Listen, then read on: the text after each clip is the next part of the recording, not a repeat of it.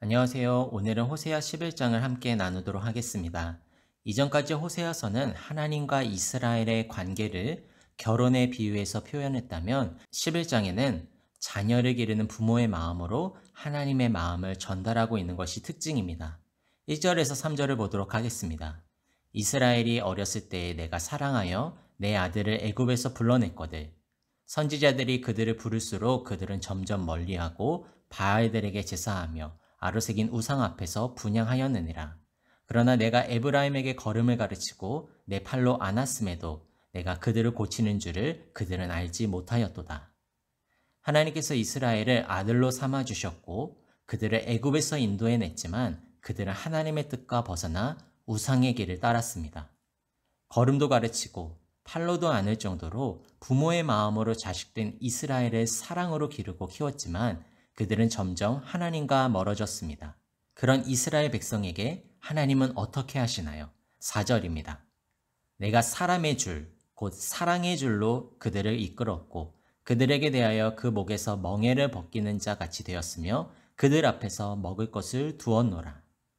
계속해서 이스라엘 백성을 사랑의 줄로 이끌었고 하나님께서는 또 먹을 양식을 베풀어 주셨습니다.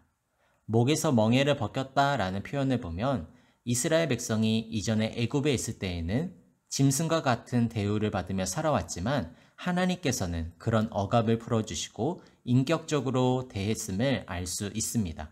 그럼 왜 하나님께서는 연약하고 부족한 이스라엘 백성들을 계속적으로 인도하시고 돌보시는 걸까요?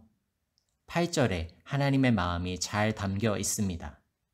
에브라임이여 내가 어찌 너를 놓겠느냐? 이스라엘이여 내가 어찌 너를 버리겠느냐? 내가 어찌 너를 아드마같이 놓겠느냐? 어찌 너를 스보임같이 두겠느냐?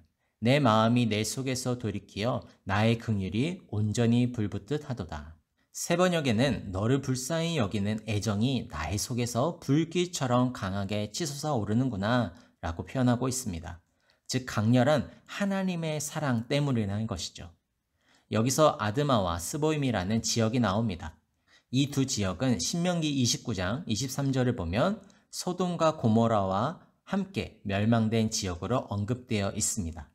그런데 지금 하나님께서는 죄악이 가득한 연약한 이스라엘을 보면서 아드마와 같이 스보임같이 버리지 않겠다고 말씀하십니다. 비록 아드마와 스보임은 공의의 불꽃이 그들을 삼켰지만 이스라엘에는 하나님의 사랑의 불꽃이 불붙고 있다는 것입니다. 그만큼 하나님은 자신의 자녀를 포기하지 않으시고 사랑하신다라는 것을 성경을 통해 가르쳐 주고 있습니다. 그리고 이제는 그 사랑이 흘러 예수님의 보혈의 피로 구원받은 우리에게도 동일하게 적용됩니다. 하나님의 자녀된 우리도 연약하여 넘어지고 무너집니다. 때때로 하나님의 마음을 아프게 하는 내부적, 외부적 요인들로 사로잡힐 때가 있습니다. 그럴 때마다 우리가 기억해야 할 것은 하나님께서 사랑의 줄로 여전히 붙잡고 계시다는 것입니다.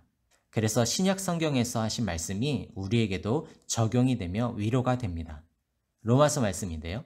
내가 확신하노니 사망이나 생명이나 천사들이나 권세자들이나 현재일이나 장래일이나 능력이나 높음이나 깊음이나 다른 어떤 피조물이라도 우리를 우리 주 그리스도 예수 안에 있는 하나님의 사랑에서 끊을 수 없으리라.